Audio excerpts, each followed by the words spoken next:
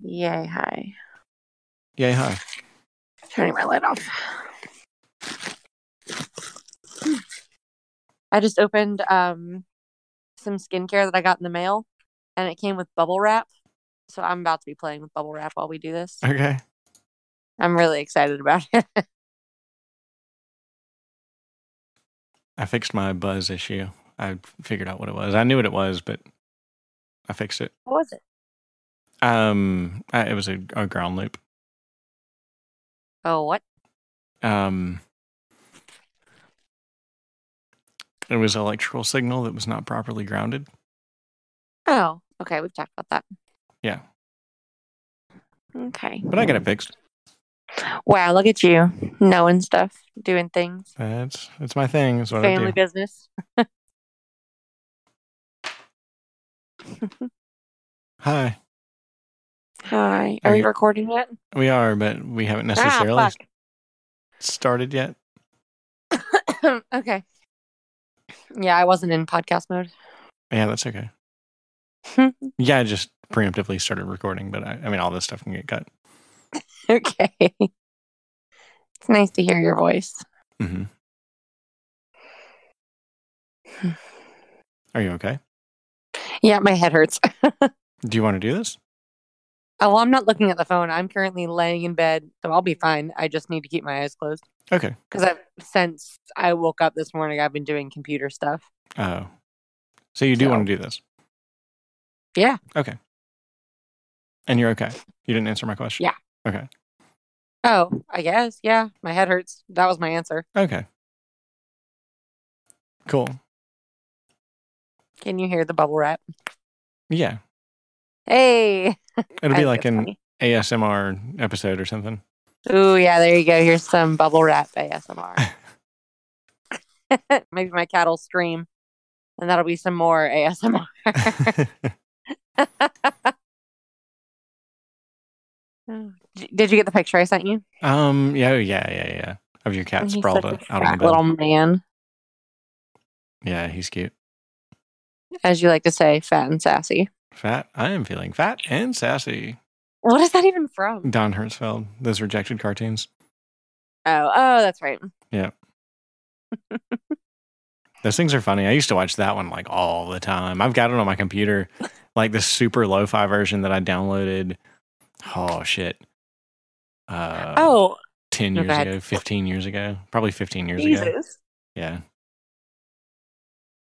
You said lo-fi though, and that reminded me. I was helping a client Wednesday, and she came in to the office like for the second time I'd seen her that day because it was a complicated like process. And she pulled out her headphones and she said she handed me her phone so I could help her with something. And she laughed and was like, "Oh, my music is still playing. You can hear it." I said, "What are you listening to?" And she was listening to lo-fi. I'm like, wow. Yeah. So I've never heard of anyone listening to lo-fi before you and your friend. Yeah, man. So it was funny that that's what she was listening to. Lo-fi chill hop's where it's at. For chilling, just for chilling. Oh my gosh, guess what? What? That same client, my supervisor just told me today, she invited me to her graduation because she liked me so much and I was so helpful. Oh, wow. It makes me want to cry. I think that's the cutest thing ever. Definitely. No, that's super touching. Yeah, she wants me to come over for dinner with her family too. And my supervisor said, like, when my internship is over, I can do that. Cool. But yeah, so I'm going to go have dinner with her. She was awesome to work with. So much fun. Really sweet kid. And very smart. Very cool.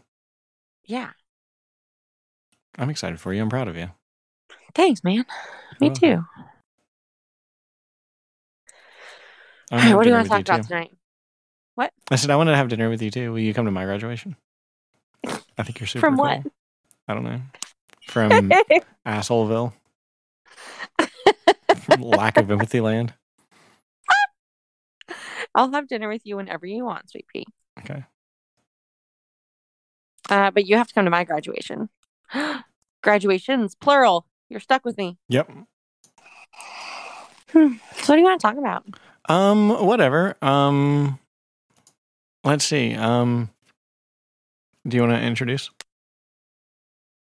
Would you like to chair the meeting? No, I'm tired of chairing meetings. I chair all the meetings. Okay. So this is Are You With Me Right Now? Episode 3003 Ooh, or getting just some 3. James Bond territory. Yeah. Or Trace, if you're Italian. No. That hurt me because I am Italian and I speak Spanish.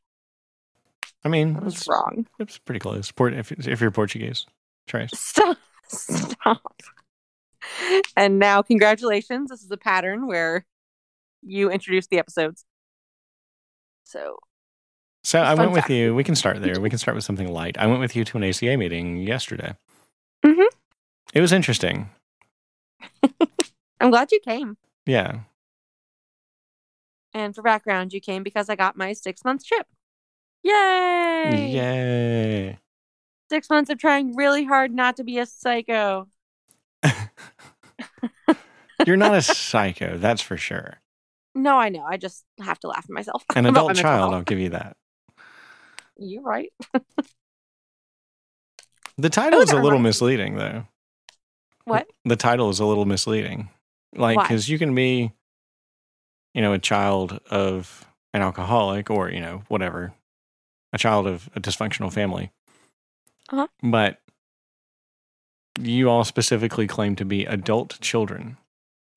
Yeah. So, like, I suppose that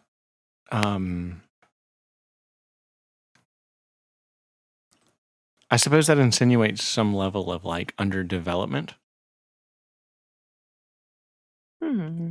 Okay. Does it not? Kind of. It talks about it in our literature, like why we call ourselves adult children. In the, I think it's the solution, I wanted to say, or no, it's somewhere in our like opening script. Is saying that we are adult children because we bring self-doubt and fear learned in childhood into our adult interactions. So yeah, I guess it is like a deficit of development in like in some social ways and also in like our emotional development. Because I would say I'm behind in normal relationship abilities. I'm really mature, I would like to think. And you've told me that sometimes. Yeah, definitely you are. But I'm like very much learning how to have a healthy relationship that doesn't involve on either end manipulation or fear of abandonment or like shame. Sure. And in that respect, I'm very much a child. And a lot of us are. Like a lot of people in the rooms have I don't know, been married like 20 years and they're realizing like, holy shit, this isn't a relationship. This is a repetition of my family dynamic. I mean, that in that part of your life, you're a child.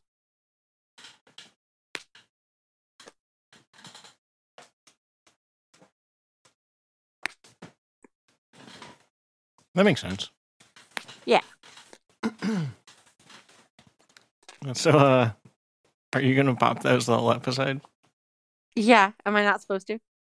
I don't know. I'm pretty sure we make the rules. So. We do. So there's not like a... Okay.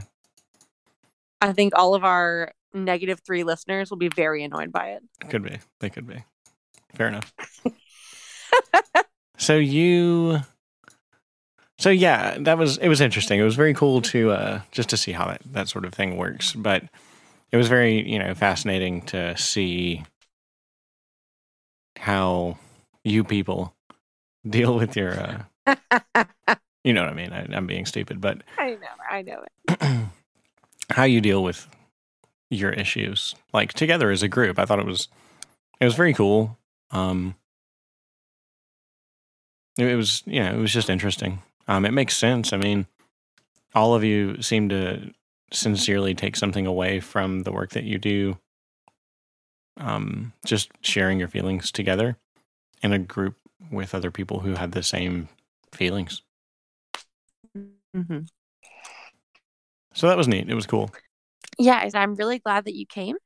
and that you like enjoyed hearing our shared perspectives. Because ACA is really, really special.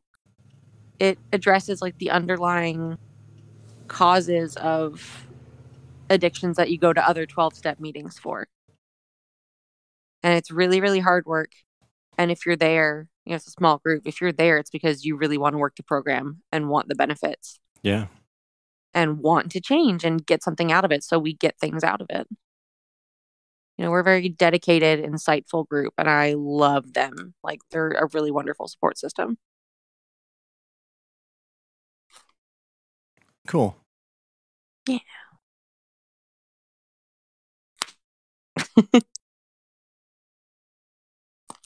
So, yeah.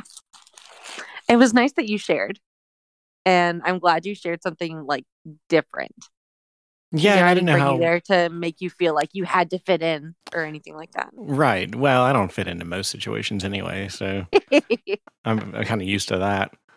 Mm-hmm. I didn't go on an anti-government rant, and I didn't mention Tub Girl, so those were, improvement. And they're improvements. I made it out on top of that one. Oh, goodness. That is not safe for work, or life. That's not safe for life. For those of you living life right now. I haven't seen it, but it was brought up at a party. Yeah. By this one over here. So. Yeah. I don't recommend it. Spare yourself. No. Just no. Yeah, don't do that to our poor listeners.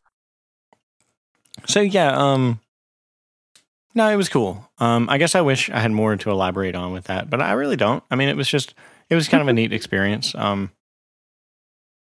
It was just interesting to see. Yeah. I thought it was fascinating. Mm-hmm. Everybody's like very open though, and I don't know. Yeah. It does seem like a very good support system. I can certainly appreciate something like that. Thanks for sharing. I don't think people like me get together in groups and share shit like that. I don't think there's a support system for whatever it is I've got for antisocial people. What do you think you've got, honeybee? I'm just antisocial, I think. Well, yeah, that's the whole crux. Y'all don't talk to each other. Right, yeah. Well, I'll be your friend. Yeah, I mean, this is kind of my support system here is like one-on-one podcasting and, video games by myself. That's totally fair. Not everyone needs to bare their soul in a group. Right, yeah. Yeah, I mean, I do a lot of like self-reflection and stuff like that. I mean, I do think about my actions a lot.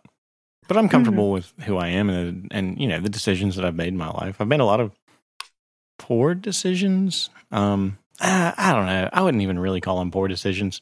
I've made a lot of decisions in my life. And I mean, they've landed me here, so I can't say that any of them were wrong. Mm-hmm.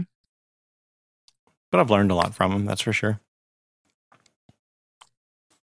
So yeah, you were filling out a worksheet?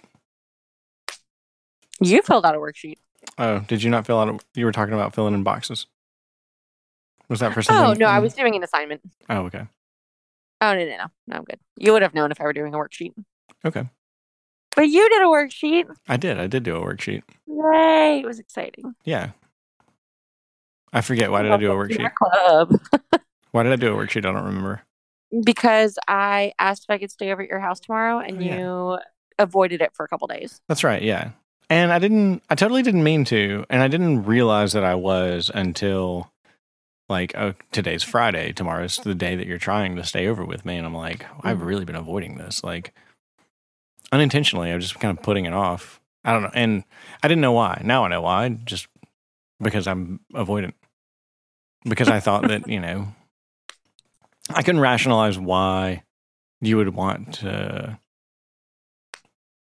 go so far out of your way. We've mentioned that we're about 45 minutes away from each other, and you live near where I work, so it's super convenient for me to come to you, which is not the reason why I come to you either. So I know. Which is also why, like, my beliefs aren't rational, because Yeah. I mean, even if you were out of the way, I would totally come way out of my way to come see you. Exactly. So yeah, I was just really having trouble rationalizing that, and there's no rationale behind it. I just need to trust that, my thoughts were that you're spending too much time with me, or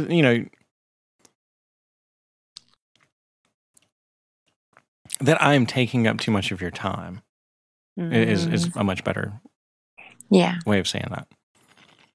And but yeah, your time management is your responsibility. It's not mine. Yeah, and my therapist asks me these things all the time, or with other people that I've dated. It's like, when does it stop being your responsibility to decide what decisions someone else can make? Yep. Yeah. So not even time management wise, but like if I want to sleep over, then that's my decision to ask and to want to do that and all that. Yeah, I don't. Just allow me to make those decisions, and I'm trying to do the same with you. And I don't think I'm used to that. Somebody asking to stay at my house. Like, I think that feels like a totally new thing to me, and I think that's another reason why. Really? I think so. I mean, I have a terrible memory, so who knows? Somebody could have asked me to stay over, 3 days ago, and I could have just, blown them off. Yeah, that was me. Right, yeah. We got jokes. This is a comedy podcast now. Them's is jokes. File this one under comedy. That's a wrap. Peace out.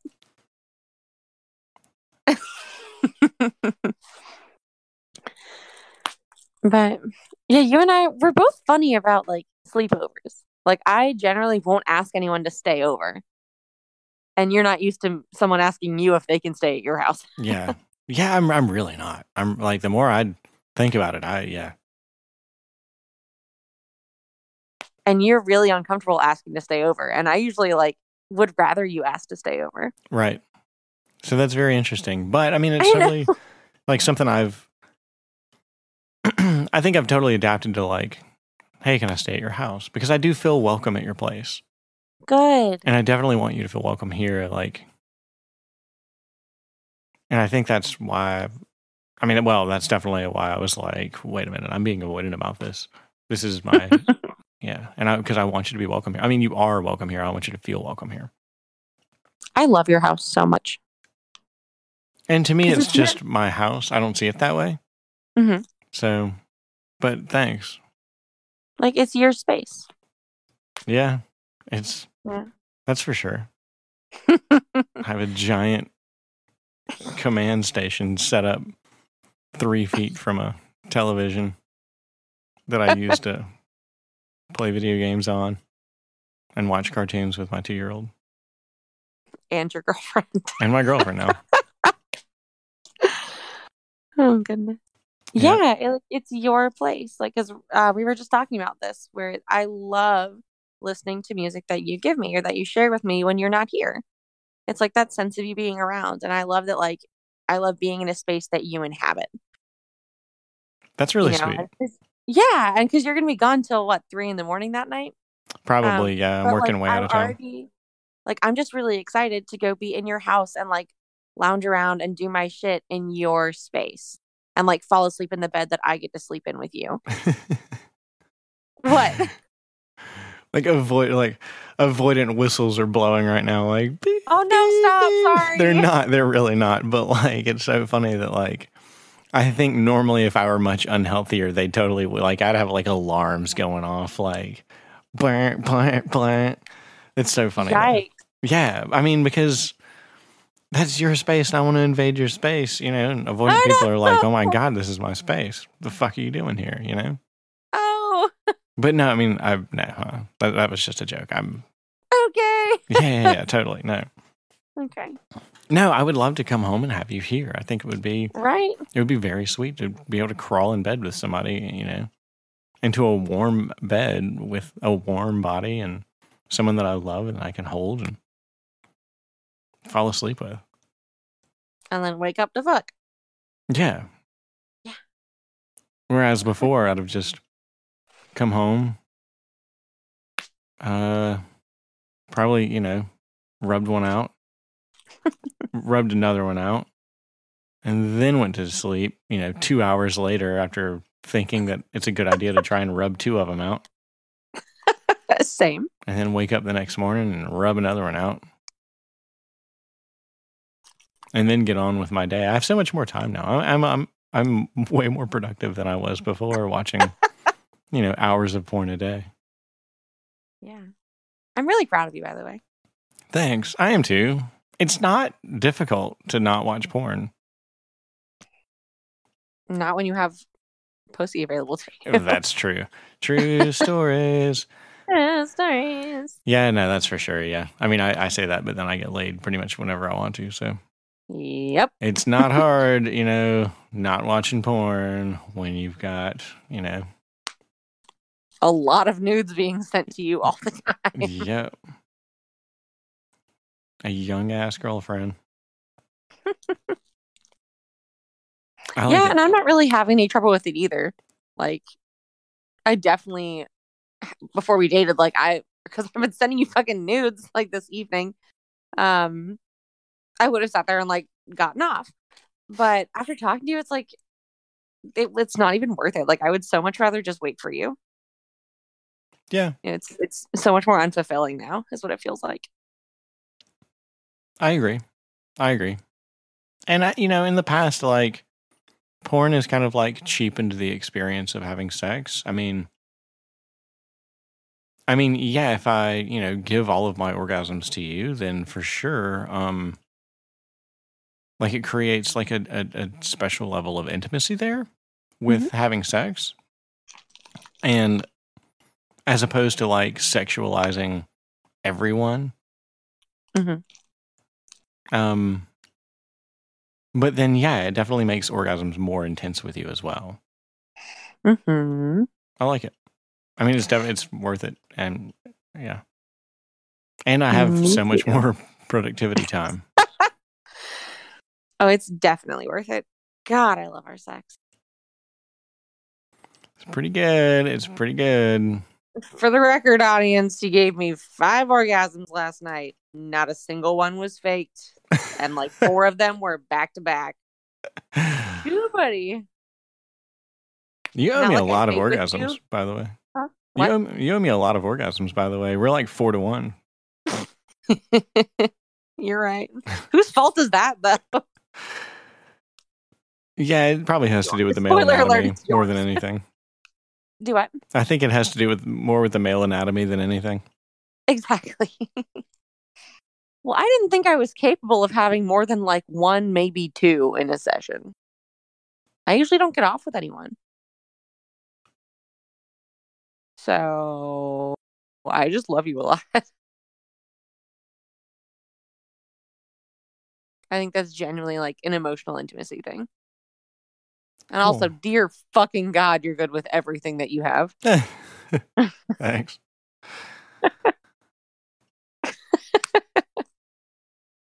That's really sweet. Thank you. You're welcome. I love you. I love you. I'm accepting compliments. I am accepting compliments. Oh. I feel like I'm being really quiet because it's hard for me to accept compliments. That's okay. I didn't really expect you to say anything because I know that you don't accept compliments. I'm trying. Let me love you. I know. I do. You can love me. No, I know. I just don't think I respond well to compliments. I don't know what to say other than thanks and then thanks and then thanks, No, me too though. Yeah. Because you shower me with the sweetest texts I've ever read. They make me want to cry and I have no idea what to say except thanks, love you, and be fuck.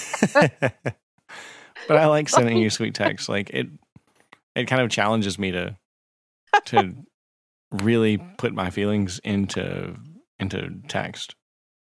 And I love them so much. They're so sincere. And they're my favorite thing to pick up my phone and see. So please continue, as long as you want. Okay. Yeah, absolutely. I will. But yeah, you're not the only one who's I have nothing to reciprocate to this compliment. I love you. I mean, I do. You're phenomenal in bed too. But the nature of our sex too is that you lay there, I'm going to do this. Okay. Well, I say that. You're really good on top. I've never I was gonna enjoyed say. like being on the bottom, and you are like, yeah. I think we just reached Bill and Nia Burr status. You have now called me an animal in bed on a podcast. Hey, that is true. Hey. Life But I mean, goals. yeah. Fucking made it. All right, now But we that have just to. has to do with like our dynamic. Sorry? And that how we fuck just has to do with our dynamic. Yeah, it does. No, it does. It does. Yeah. Sorry, I wasn't complaining that. Oh no, I don't think you were. I mean, like, I'm explaining to people listening that like I don't just lay there. I'm not a pillow princess. Yeah, no. That like we have a slight dom sub thing going on. We haven't talked about that yet, actually. Do you want to? Yeah. Okay. So you have daddy issues. we already knew that. Oh, so we have talked about this then. No, we talked about like early on with the name was like Daddy Issues, the podcast. Yeah. And we've only talked about my trauma for like 2 hours at this point. So yeah, I guess I'll explain it. Go for it. So I have daddy issues. Hi, daddy issues. Thank you. And, so I like a specific subset of dominant submissive role play, which is daddy daughter or daddy dominant little girl or whatever, like that sort of DDLG dynamic. And it's pretty fluid. It just depends on how my partner likes to enact it. And with us, that tends to be a lot of like, we have little rules that are very sweet and based on gender-based courtesy, which he doesn't believe that I'm a feminist because I like this shit, but here we are. Like some of our rules are, I'm not allowed to pay for anything when we go out. Nothing. I'm not allowed to put my jacket on without his help if he's around. And I don't open my own car doors and things like that. I feel like I'm missing one, but it's stuff like that. Yeah, those are certainly the big ones. Yeah. And like, I'll usually offer to help you carry stuff and you're like, no, I got it. We kind of added in that, you let me know when you get home, but that's right. Yeah, that's not necessarily a rule. I guess we kind of made it a rule, but that one's not like, that's kind of a secondary rule. Yeah. So those are our main few.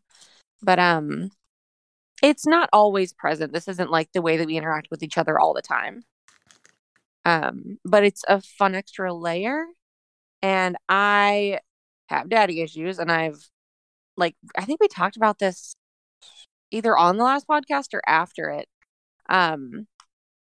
I, as an adult child or whatever, like I tend to kind of regress if I'm feeling like overwhelmed or when I want to relax, like get whatever little. And that just entails like being silly and taken care of and just letting go of control. Like last time I was at your house, I think I woke up and we'd had a tough conversation the night before about emotional things and gay shit like feelings. And we woke up and you said, hey, do you want to be little? I said, fuck yeah, I do. And I hadn't even like registered that that's something I would want, but you sensed that it might help. And you're like, hey, let's do that. And so I got snuggled up on the couch in my sweatshirt and a blanket, and you put on Kiki's Delivery Service because I wanted to watch it and had never seen it before. And without any of my asking, you made me chocolate milk because it's my favorite drink. And you made me fried eggs and toast and some cheese grits. And came and snuggled with me on the couch and watched a movie with me. And like, yeah, you let me be little with you. And it doesn't apply a lot to our sex life because that makes people uncomfortable. And like, I totally get that because you have a kid. You have a daughter specifically. And it's not, I don't feel unfulfilled that we don't do that in bedroom or anything. But to explain, it's more of like a social relational thing than a sexual thing. You do call me young lady though, which is very fun. Anyway, that's about all. Yeah, I find it does really like, because I've got a very strong dad mode urge now. Like you really do. And but I enjoy it. Like I feel, I mean, because that's kind of me in social situations anyway. I prefer control. I just like to be in control of situations. So, but I find it like really sweet. You get really cute. And I'm like all about cute. Cute's always been my thing. And you get like super sweet, super cute when you're little. And when that comes out, like I just feel like I'm melt, you know? Like you could ask me to do anything. You could be like, I don't know, anything. And I'd be like, okay, I'd do it, you know? I would probably, I would do anything for you anyway, but I don't know. Hopefully I'm making sense. No, you definitely are. Maybe I'm too tired to make a podcast right now. Nope. Okay. So that's 100% new to me. I've never done any sort of dynamic like that before, especially socially, because you started calling me daddy a little bit. And it's not weird. It comes and goes. It does. I don't find it as weird as I thought I would, or I don't find it weird at all, and I thought I would find it weird. Most people do think they will find it weird. Yeah. But instead, I just find it sweet, endearing, I guess. Because it's more of like I get to care for you kind of thing. Like, yeah. And I really enjoy that. That's what I like to do.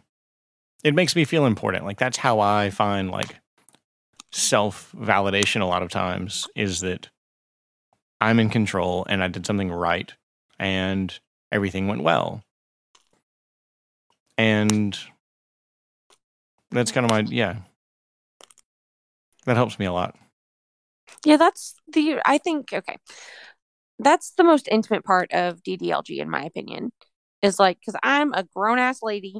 I mean, LOL at age 23, but I'm an accomplished person who like is really professional at what she does and is good at school and shit. Like, I take care of myself for the most part. I don't know how to do taxes or anything very well, but like I can take care of myself. And I am working on my stuff and I'm in control of my life. But when it's so wonderful to have someone that I trust, like, take care of me when I'm tired of being the one who's running shit in my own life. And so that's for a couple hours when I can just hang out on your couch and you can play with my hair and let me be snuggly and sweet and ridiculous and just like let me be. It's just a way to chill out and not be running around controlling all the shit that I have to control.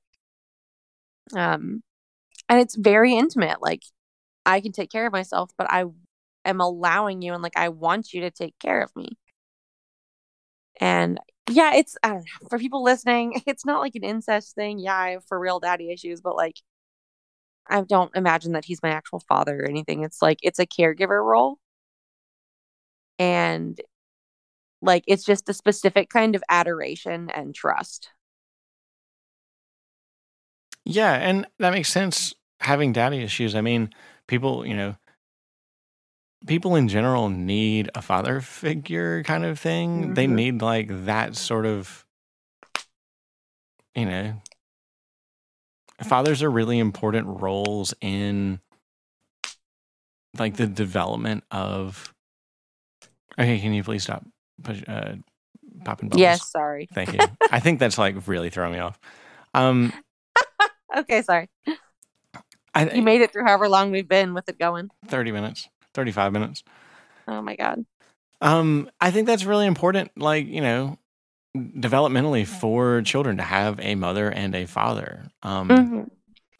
And that discussion certainly goes much, much deeper than that. But I mean, that's what it's obviously rooted in, is it's not like you wish that I was your dad, but you need that sort of like comfort in your life. And for me, like, I love it because it is very difficult for me to like slow down and like let go of control, especially normally. And I kind of, I brought this up in your meeting yesterday, is that like, I almost have to use drugs, like alcohol included, alcohol or weed or something like that, to really like chill and stop.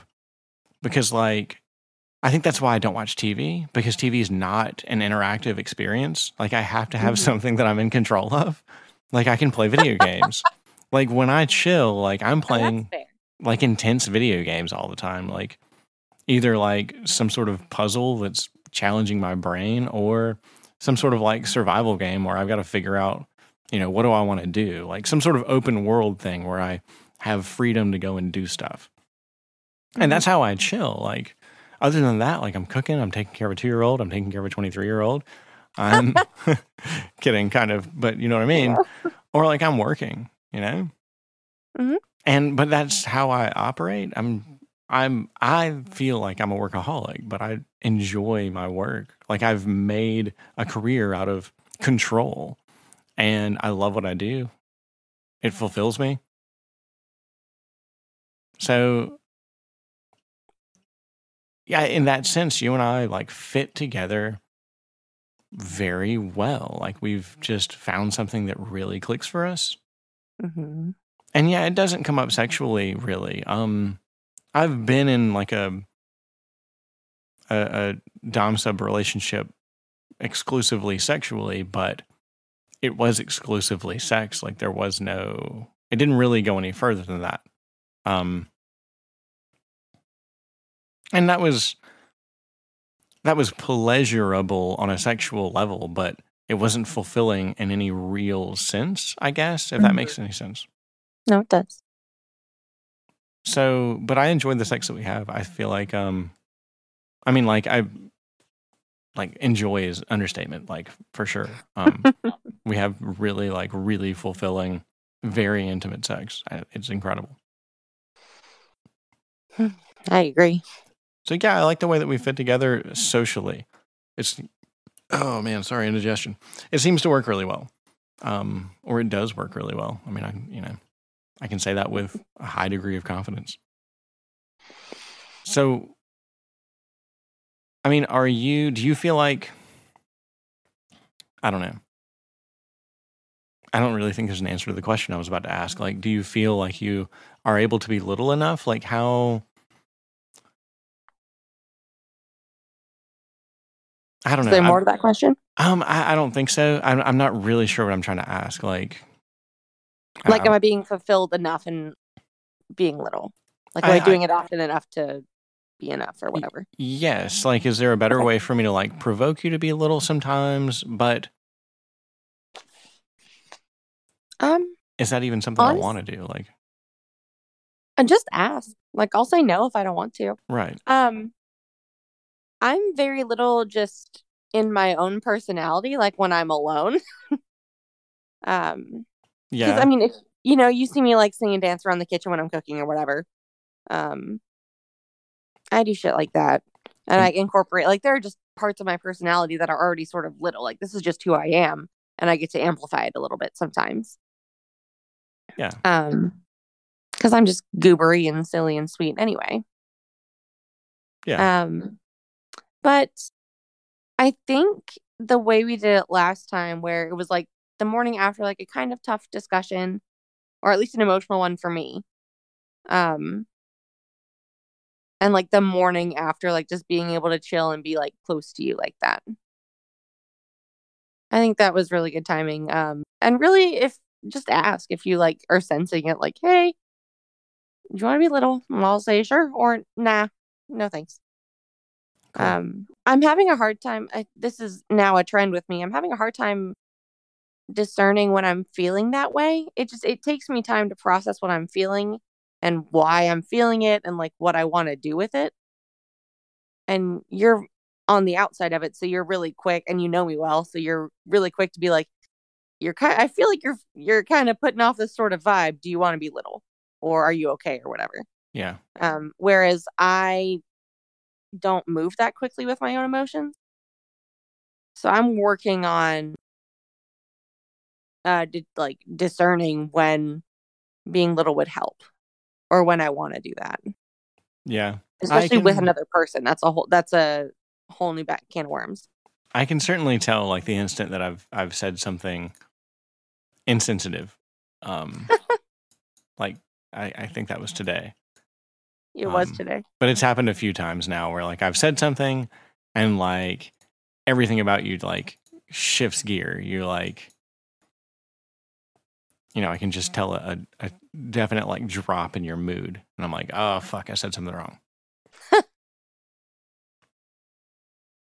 I like the way that I describe that to myself is like I stall like a like a stick shift car. Yeah. Cause yeah, usually like when that's happened with you or when it happens with people, like I'm being laughed at. And I know you are not laughing at me. I'm like, I know that, but feelings aren't always rational. Yeah, but, like, right. We were having a discussion today about gender diversity. identity and stuff like that. And you were like describing yourself very textbook. And I kind of chuckled at it just because you were just being very clinical about the way you were talking about yourself. And I just thought it was, I don't know, entertaining is not the right word, or, you know, Amusing. Amusing. Yeah, but like, that's kind of belittling as well. I didn't mean it like that either. No. It was just, I don't know, I just chuckled. Just because it was so black and white.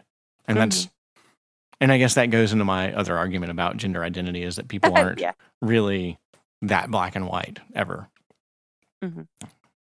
Sorry, I didn't mean to interrupt you, but yeah, that was kind of the basis of like what you're talking about. Thank you for explaining, because I probably wasn't going to. And so you chuckled, and I laugh at absolutely everything. So can relate.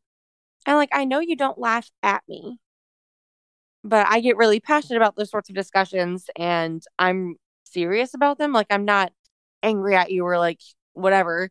It's not like a fight or anything, but I do get serious about those things because it's like my profession and it's what I really care about. And I've got a lot of empathy for people that like don't fit into boxes, especially like in any of the isms that are in social work, like racism, ableism, heterosexism, ageism, shit like that. Like all the isms. I think there are 7. I couldn't name them all earlier. I kept forgetting one. But I get really passionate about that. And I know you and I disagree on those things. And you know this, the peers in my major don't take me very seriously, and they look down on me like because they're threatened by me a little bit. And I'm used to being laughed at a lot. You're easily embarrassed? Is that fair? Very much, yeah. And you take it very personally? Or, I don't know, I guess your sense of embarrassment, not only are you easily embarrassed, but you're like, you react to that embarrassment. I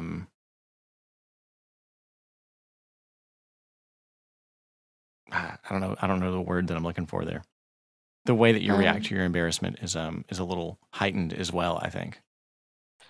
Yeah, because it turns into shame, not embarrassment. I gotcha. This is an ACA thing. Shame or embarrassment is like embarrassment over an action, or it's like it's a more fleeting feeling, and shame is like the idea that you are wrong. And like, and this just goes back to fucking how my dad would internalize any sort of like complaint or criticism, even if it was constructive or positive, like, or, you know, said out of love, basically, or out of my own need. Like if I ever said or ever let him know, like, hey, when you do this, it makes me feel upset or unimportant or whatever. He would like, and I feel myself doing this and I fucking hate it. He would be like, so you've just been lying to me this whole time. Like none of the other good things in our relationship like have meant anything because you've been feeling this underneath it all. And I've definitely had to deal with having those feelings myself in past relationships. And holy shit, it's the worst. So it's like a small embarrassing act, like, or whatever. If hearing someone laugh at me is like, especially about something when I feel like I'm being competent or whatever, passionate about it, like, or being serious, it's like this switch flips and it's like they think I'm stupid or ridiculous and like I'm not being taken seriously. Or, you know, it's like my brain just goes, haha, they look at you completely differently than you thought they did.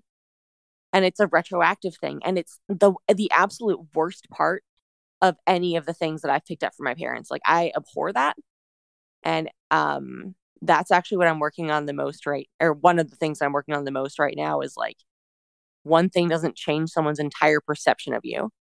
But I was taught to view my parents and everybody else very black and white. And so I imagine that people look at me the same way. Well, and that's fair. Most people probably do. Really? Wait, sorry. Look at you in like a very black and white sense. Is that what you mean? Yeah. Yeah, absolutely. People do it bummer. all the time, but not people that you know. People who have humanized you in their own psyche. But most people don't. I don't think the vast majority of people, and I think this is very apparent by the rise of social media, humanize other people. So yeah, the vast majority of people are going to black and white everything they see. People are very binary creatures. Hashtag canceling culture. Yeah. What? That's stupid shit on social media now. It's like, we unearthed something that you said 6 years ago, so we're going to cancel you for it. Right, yeah. Very black and white. Like, people aren't allowed to grow. Yeah.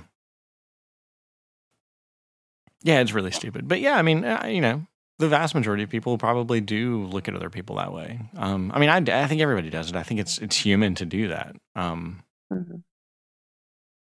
But yeah, I think it's the reaction to,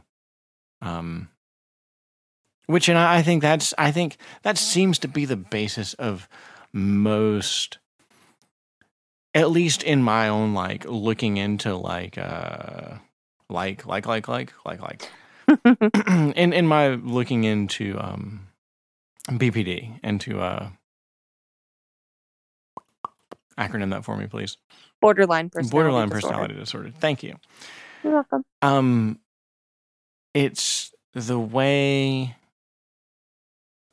it's like your feelings are real, and your feelings may not necessarily be rational, but your feelings are real, and you have to learn how to act on your feelings and not act out. That's one thing that my therapist talks about a lot, is people with BPD act out their feelings a lot, and that's what drives people away from them, is that they act out on their irrational feelings without stopping to think about their feelings and to think about whether or not they're rational. And I'm sure that applies to all people, but that's certainly comes. It's just more extreme with us. Yes, absolutely, yeah.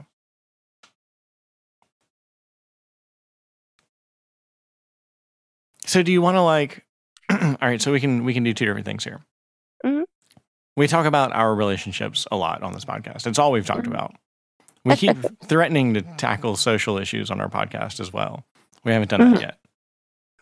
But we also have something bigger about our relationship to speak about as well. Which is? Your family. Okay. So we can tackle a social issue or your family, or we can say goodnight. I'm not in the mood to yell at you about diversity anymore. Like, we did that earlier. We did. I still have plenty more to say about it, but I don't have any of that fire going on right now. Okay. Fair enough. Is it too late for family talk? What time is it? 11:34.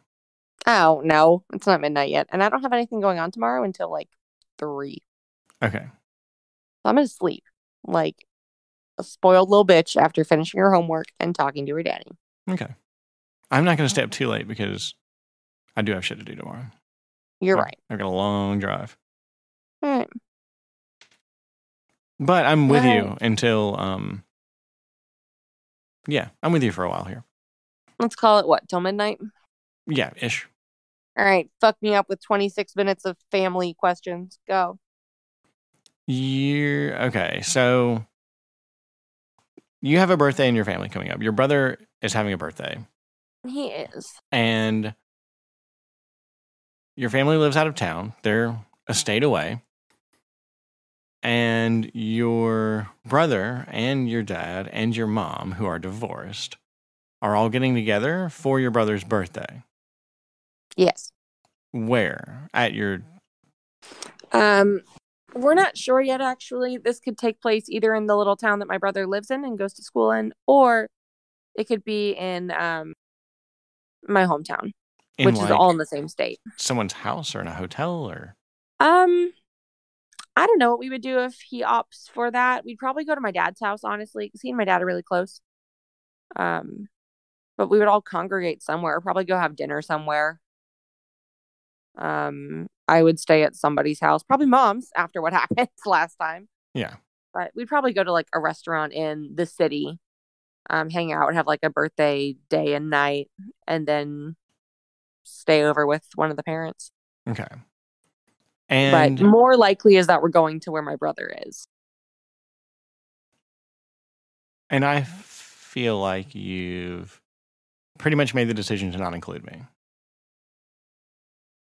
I don't really want to subject you to that. I think it's funny how the way we talk about this really betrays how we feel about it. What do you mean? I didn't. Okay, hang on. I'm being offensive. I'm doing. Oh, my therapist would drag the shit out of me for what I'm about to say. But I'm like shielding you from my family. Like, It's not to be like, I don't want you to meet them because of you. Right. I know it's because literally I'm embarrassed of my family. And I don't know what you're going to think about them. And who knows what weird shit's going to come out of any of my parents' mouths when I'm there. And like, I'm embarrassed to have you see that and like be awkward in it or feel awkward in it, you know? Are these about your feelings or my feelings? Yours. Well, I mean, probably mine. Yes, because my feelings, you aren't in control of my feelings. You're right.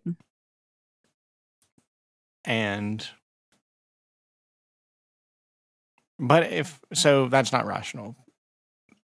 So if we can remove that from the situation, your feelings are embarrassment. There we go with that again. Mm-hmm. And shame just about your family and what they might do. Yeah. Is that rational? Based on the extent of experience I have with my family and how recent that is, I know what my dad's going to say. Okay. So some of that's kind of rational. My desire to control how you feel about my family is not rational. My hesitation or my discomfort with how my family acts around my boyfriends is rational. Okay. So like I will give myself that. Okay, so you can give me an example. Or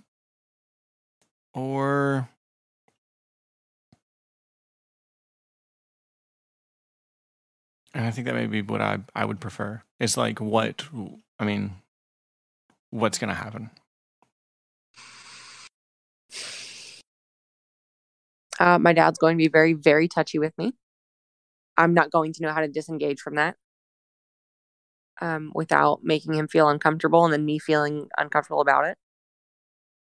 He's definitely going to make some stupid fucking sexist comment about, better get the shotgun with whatever. Like, if you hurt my daughter, I'm going to come after you. And like, which is incestuous and yeah, I've heard that before. That's just ignorance. Yeah, you're going to hear it. Not necessarily ignorance, but it comes from a place of discomfort. Yeah, because my dad's fucking emotionally incestuous. Sure. And I'm this little girl. Yeah. I'm not in the bathtub right now, so this is not fun. But there's gonna be that for sure. And that's fine. I can deflect stuff. I'm really good at deflecting irrational comments. Mm-hmm. My mom is almost certainly going to bring up some sort of money matter with me in front of you. Because every conversation we have ends up being about money. Like what? Example, please. Yes, Encyclopedia Brown. Let's see. Every time she calls me, because I go through periods of like calling my parents regularly and then not really talking to them much. It just depends.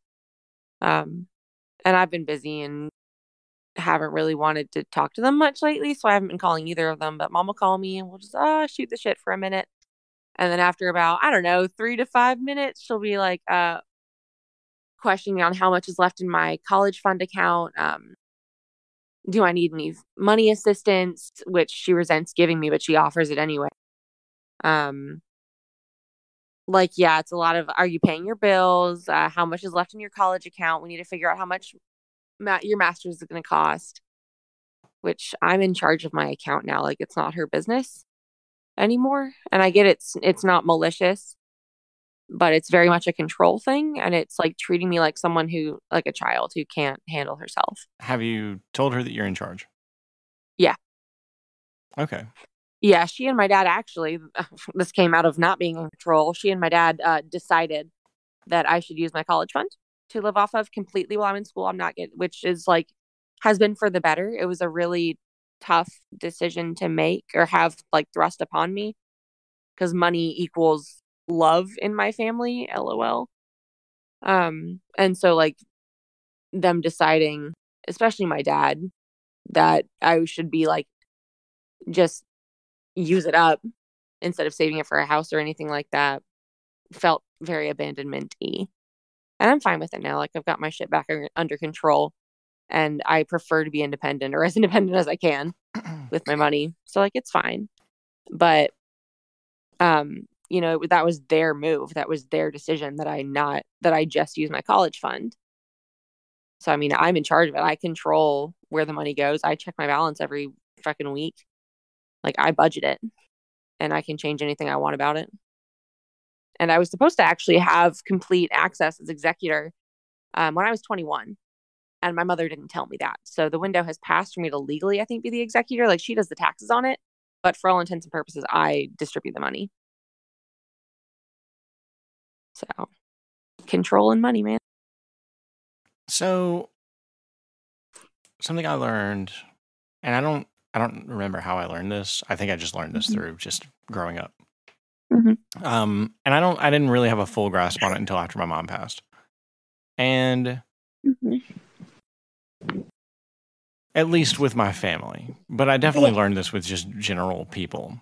And like, if you don't like a person, or if you can't get along with a person, or, you know, in general, I've found it best to like just know whatever information I need to gain, whatever information I need to get across, and limit the conversation, like put severe barriers on that conversation, and just leave it there, and then, okay, thanks, bye, and like gone.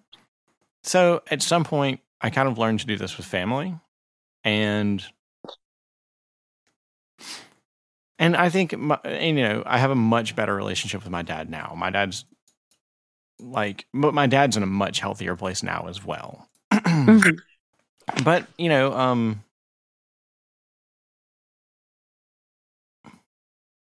you're not a child anymore.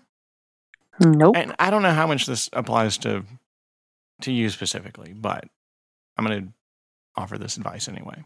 But you can be in control of your conversations with your parents, of your interactions with your parents. From the way I handle it, and the way I handle it with most people that I don't really care for, is that, like, okay, if you're reaching out to me, you want to have some sort of relationship with me, it's going to be on my terms, because I don't necessarily want to have a relationship with you because it's negative for me. This is unhealthy for me. So if you want a relationship with me, I'm going to be in control of it, or else there's not going to be a relationship here. So, I mean, in that, you know, to kind of, I guess, use your examples, like when your mom continues down that line of questioning, you're just like, hey, I'm in charge of it. Like, and we're not really going to talk about this because we don't need to. I'm in charge of it. I am okay. Thank you for your concern. This is fine, though. And if she has nothing else to talk about, then it's like, okay, we'll talk to you later. Bye. But that's very much like you've got to have a lot of confidence. You've got to have, I think you've got to have that confidence and self-esteem to take that control. Like, you've got to be in control of, but, and it's because you feel like they have taken it, they pull so much control out of you, I guess, Yeah. and they need to control those situations so much. But basically, you have to be dominant in those situations. You just have to be socially dominant and assert yourself. And I can say that, and I realize that those words come a lot easier than the actions do. But Yeah, and I think sorry. no, you go ahead. Go ahead. Saying I think it's also just moving past my resentment of my mom or like accepting that that's just kind of how it is and I need to make boundaries. Because when I do, like when she calls me, I'll right now I'm kind of avoiding her calls just because sometimes it'd be like that. But usually like I'll answer the phone and be like, "Hey, like I want to tell you about my day." And she doesn't really ask about my day much. And it'll be about her day and then it'll shift into money. Like I want it to be something more. And like, I'll talk about my day and she'll just be like, "Oh, okay, cool." And that'll just be it. It's like, so I'm disappointed by the time when she brings up finances, like, "Oh, I guess that was the only reason you called." When I say that, I tell her like not every conversation we have needs to be about money. And she gets defensive about it. It's like, it's not about money. Like, we don't need to talk about that. I'm like, well, that's why you called. And I Well, at usually, that point, you just say, okay, bye. I know. And I usually do, but it makes me sad. And usually I answer because she calls when I'm with my best friend and my best friend loves my mom. They're really similar people, LOL. And True. so usually, I have my phone on or whatever. I'll put it on speaker, be like, "Hey, my best friend's here. Like, say hi, you guys." And, my best friend. But your best friend doesn't control you. Huh? Your best friend doesn't control you. No, I know. But I'm saying, like, at the end of last year, my best friend she planned a trip, like a really fun trip for her husband and her and me. And my mom called when we were in the car and we just found like it was a surprise. And we just found out in the car where we were going and we were, oh my gosh, so excited. And my mom called and we're like, "Hey mom, guess where we're going?" And I let her know. And she said, "Oh, well, that's extravagant. You shouldn't have let someone spend that money on you." I'm like, "Oh my God, I was just trying to be excited about something with you." So It's just the disappointment in like that I need to move past it and just recognize that it is what it is. And I can't depend on her for validation. I shouldn't need to. And like the boundaries need to be what they need to be. Well, I guess, I think a lot of that is really what pushed me to kind of have this relationship with my dad is that like, Yeah. Because I did have a lot of resentment for him after mom passed away. Mm-hmm. For years there, I was telling myself that like my mom was like the better parent. Like, why did I have to lose her? It's really, really negative thoughts. But in related to a lot of that stuff, like, those negative thoughts were like, well, I'm just going to, I really just started like, I wasn't negative towards my dad, but whenever we'd end up in like social situations or whatever, I would just stop. I would stop hiding things. I would stop things because my dad always, he would always lie about who he was growing up. Mm-hmm. And, he would always lie about drug usage and stuff like that. And he would lie about all kinds of like stupid stuff. Drug usage especially though. My dad was a big believer in fucking, say no to drugs or whatever. Well, after he had kids, I guess. But anyway, like I would kind of like hide, obviously I would like hide drug usage and stuff from my dad. But then eventually like one day, like I just kind of came clean with all that stuff. Like we were just kind of sitting there talking and I was like, what are you going to do? Like quit talking to me? Like I'm kind of fine with that. Like at that point I was definitely fine with that, to come clean with him and, wonder what was going to happen. And the worst that would happen is that I didn't have to, listen to his lies anymore. And I was like, okay, well, I'm fine with that. So here we go. Here's all the shit that I do. And, here's the shit that I'm actively doing. Like I did this yesterday, stuff like that. I just kind of became like brutally honest with him. And I think that probably helped the relationship more than anything. because I think it kind of helped him see that, I don't know, maybe it kind of humanized me for him or something, but I think it definitely, at least in my head. I don't know if I'm making any sense. That made a lot of sense.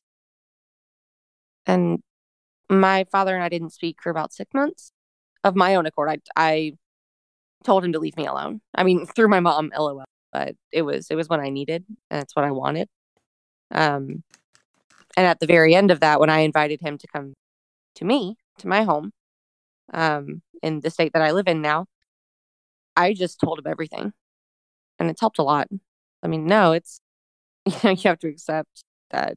Yeah, the worst thing that's going to happen is we're not going to have this relationship, which you were ready for, and which I had been practicing for 6 months. And once you're honest, like, it could get better or fall apart, whichever way it's going to go. It's going to be what it is.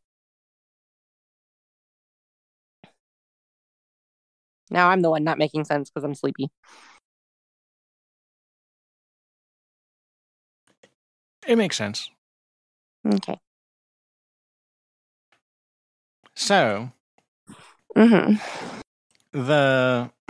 kind of cut this short if you want, but no, we can keep going. Okay. But I guess my overall point here is that, like, this is your family, and you're going to continue to have relationships with them. I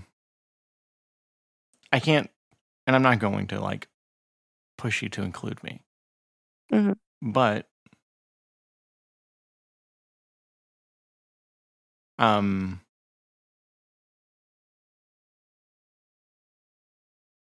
don't know. I don't want to be left out of your life. I'd rather be there with you if you've, especially if this is, like, difficult for you. It is very difficult for me. So I'd like to help. I'd like to be there.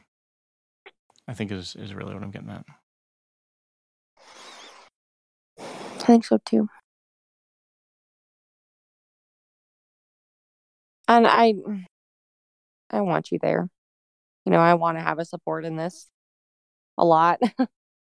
There's also a little bit of me that worries that you're going to be around my family and be like, oh, this isn't that bad. Like, they didn't say any of the shit you said they were going to say, or not, like, understand why I feel the way I do about them. But I know that, like, you believe me. Yeah, obviously. No, I know. And, my therapist is always like, if half the shit you've told me is true, then, like, there's no reason you shouldn't be this fucked up. Like, yeah, it's obvious. You're not, yeah. Even if you hadn't have told me any of these stories, I could have told you that you've got, seriously fucked up parents. That's both validating and a bummer. It's just obvious from knowing you at this level that I know you. Yeah. So, and that fear just comes from, 21 years of being told that I didn't need help and that I would be fine, and being ignored and really, really neglected in favor of my brother, who had serious drug issues. Like, even now, I had my first psych evaluation this year of our Lord 2018, like at the very end of the year. And I called my mom. Huh? Hail Satan. Seriously. No, but yeah, I had to get some insurance figured out for it, and I ended up figuring it out. But I called mom for a second just to, like, verify that it was okay, because I'm on her insurance. She didn't pick up. I figured it out myself. It wasn't a big deal.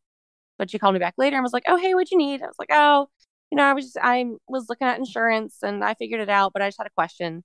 And she's like, "Oh, well, what do you need it for?" I said, "A psych eval, so I can figure out my shit." And I'm excited to have access to diagnoses. Like, I'm super grateful for my access to mental health. And diagnoses really help me know myself, and they're really scary, and they're not always positive things, but, like, I'm grateful to have that access and to use them to know myself and, like, improve, because I went so long without them. But when I said that, oh yeah, I'm probably going to get a psych eval, I might have 2 or 3 diagnoses that my therapist has talked to me about. And she goes, "Oh, you don't want that. If you're late, like, if you get those things, you're labeled and people are going to know forever. And it's like this huge shame thing. Like, it's like she's ashamed of me, you know, but even now it's like, oh, you don't want that. You know, I'll follow you forever. Like, oh, you shouldn't identify anything about yourself. I'm like, oh God, okay. Yeah. It's a lot of, yeah, it's just in my family, there's shame of being labeled and like knowing yourself in that way. And she was like, when I first started going to a therapist after I fucking put myself in the hospital, she was like, are you sure you need that? I'm like, yeah, bitch, I do. Or, you know, getting on medication or something. It's like, are you sure you need that? I don't think you're that depressed. I'm like, okay, you certainly know better than I do. So after being told that I don't need these things for 21 years and well, continuing now, it's easy to fall back into like, oh, someone's going to be on the outside and not see any of the things that I see. Like I'm just making it up. But I know that's not true. And I know you don't think that. It's just the irrational underlying fear of not being believed.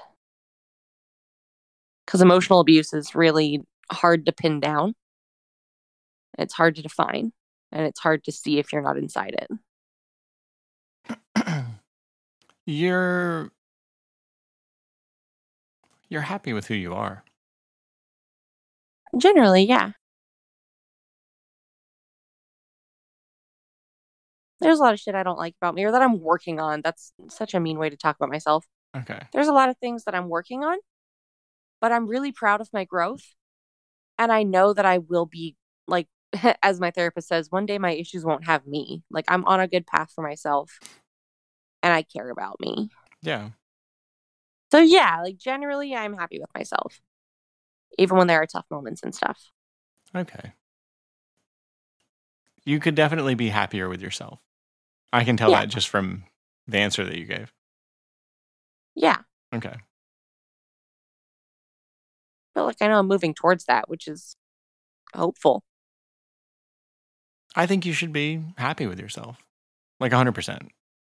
I mean, I really, again, those are just words, and I realize it's easier.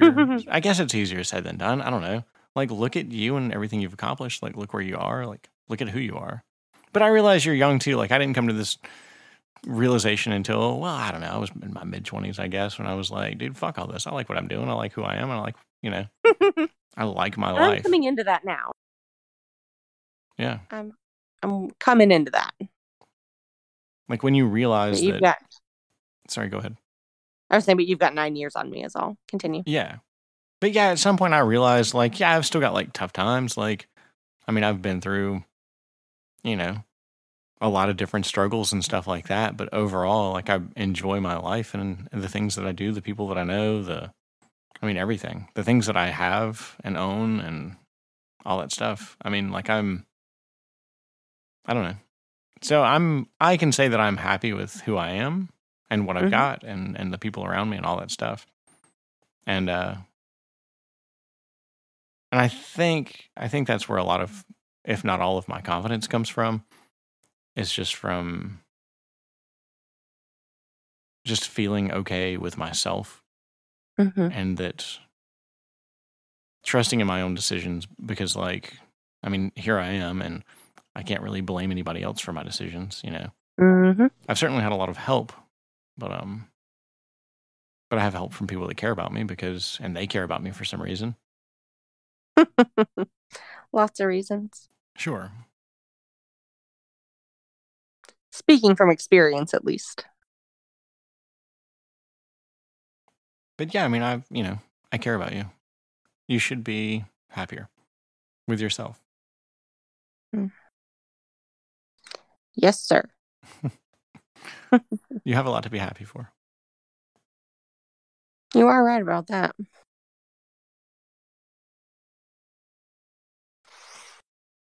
And on that note, I'm about to fall asleep. So I think it's time to sign off. Okay. Anyway. That's about all. That's about all. Peace out. Peace out.